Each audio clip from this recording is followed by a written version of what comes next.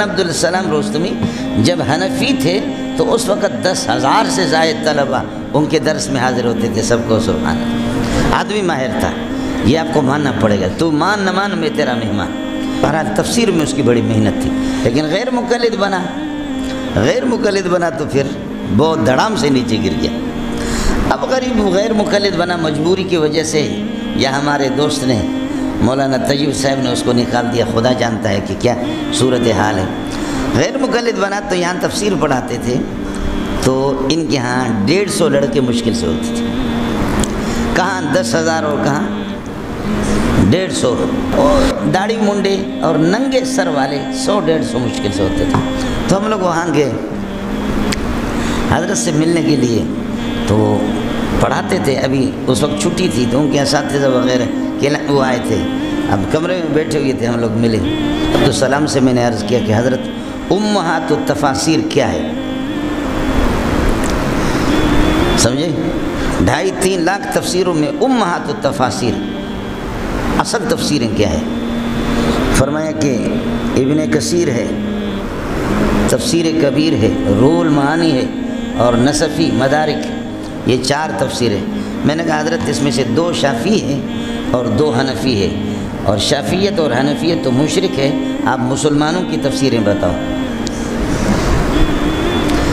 سمجھے؟ مسلمانوں کی تفسیریں بتاؤ. اب ظاہر ہے کہ ان کے مدرسے میں پڑھا رہا. اب اس وقت وہ بھی غیر مقلد بن گیا تھا. تو میں نے کہا کہ کبیر امام رازی رحمۃ اللہ علیہ وہ شافعی ہے، ابن کثیر شافعی ہے. یہ تو اور شافعیت تقلید شخصی شرک ہے. یہ مشرکوں کی تفسیر ہے. اور مدارک حنفی ہے، روح المعانی حنفی ہے. یہ بھی دونوں مشرک ہیں. آپ مسلمانوں کی تفسیریں بتاؤ. اور پھر یہ علامہ نور شاہ کشمیری نے لکھا ہے. آپ کے اس میں ایجنڈے میں کیا ہے؟ سمجھ گیا کہ بندہ جو ہے نا غضب کا حملہ کر دیا اور دوسروں کے بھی منہ پہ لگا ہو. پھر دوسرا حملہ کیا. میں نے کہا حضرت جب کوئی حدیث ہو، بخاری میں، ترمذی میں، نسائی میں، کوئی بھی ایسا راوی نہیں ہے جس پر کسی نے جرح نہ کیا سوائے عبداللہ ابن مبارک اور ابن معین کے. لیکن ابن معین پر بھی مجھے جرح مل گیا. وہ میں آپ کو بتاتا نہیں ہوں کہ کہاں پر. تو 2 آدمی پر جرح نہیں ہے، باقی سب پر جرح ہے.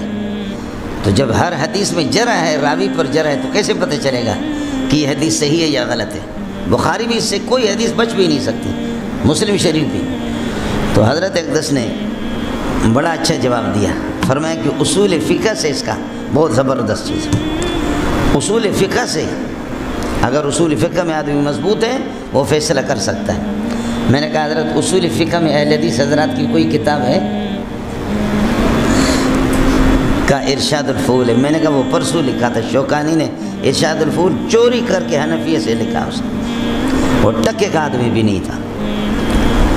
حضرت اقدس علامہ نور شاہ کشمیری فرماتے تھے انا اعلم بالشوکانی، میں شوکانی کی چالاکیوں کو جانتا ہوں. وہ کون ہوتا؟ حضرت خاموش ہو گئے.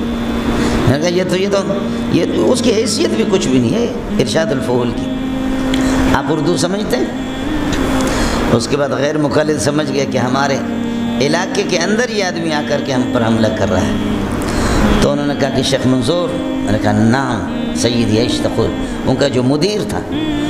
انہوں نے کہا کہ هل لکم کتاب صحیحۃ فی العقائد؟ میں نے کہا نعم. کہ کون سی کتاب؟ میں نے عقیدۃ الطحاوی میں آپ کو کلام ہے. کہتے بولا کہ آپ پڑھاتے نہیں. میں نے کہا ہم پڑھاتے ہیں، عقیدۃ الطحاوی پڑھاتے ہیں اور فقہ اکبر پڑھاتے ہیں، پڑھاتے ہیں. ان میں اگر آپ کو اعتراض ہے تو بولو. اب وہ کیا بولے گا؟ کہتے شرع قائد جو آپ لوگ پڑھتے ہیں. میں نے کہا شرع قائد زال اور مزل ہے، عقائد سے اس کو خود بھی پتہ نہیں. ہاں تنشیط ذہن کے لیے، تنشید اذہان کے لیے ہم پڑھاتے ہیں بہت سی چیزیں اس میں. باقی بعض چیزیں اس کے متقدمین کے مطابق نہیں ہے. فلسفی چیزیں بہت سے اس نے داخل کیے.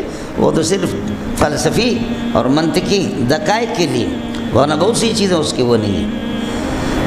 کہنے لگے ابو الحسن اشعری کے بارے میں کیا کہتے ہیں؟ میں نے کہا زبردست انسان تھا. کہتے اس کے تو سارے شرع قائد میں آپ پڑھاتے ہیں. میں نے کہا بولو ابو الحسن اشعری کی آخری کتاب زندگی میں جو لکھی الابانۃ عن اصول الدیانہ العقیدۃ الاسلامی، اس میں آپ کو کلام ہے؟ کہنے لگے. میں نے کہا اگر جرأت ہے بولو ان کا کون سا عقیدہ غلط ہے؟ وہ تو سعودیہ سے بھی چھپتے ہیں. کہنے لگے نہیں ان میں کلام نہیں. میں نے کہا بات ختم ہو گئی, سمجھے. اس کے بعد کہنے لگے شیخ آپ ہمیں ٹائم دیں گے کہ ہم آپ سے تفصیلی گفتگو کر سکیں, یہ شاگردوں پر روب بٹھانے کے لیے. میں نے کہا بالکل ہے, آپ مجھے یہاں بلائیں یا جامعہ فاروقیہ آ جائیں, آپ کو کوئی قتل نہیں کرے گا, میں آپ کا میزبان بنوں گا, آپ آ جائیں. لیکن مجھے پتہ تھا نہ خنجر اٹھے گا نہ تلوار ان سے, یہ بازو میرے آزمائے ہوئی. سمجھ شریف ہے کہ پتہ تھا کہ یہ آئیں گے بھی نہیں. یہ بابا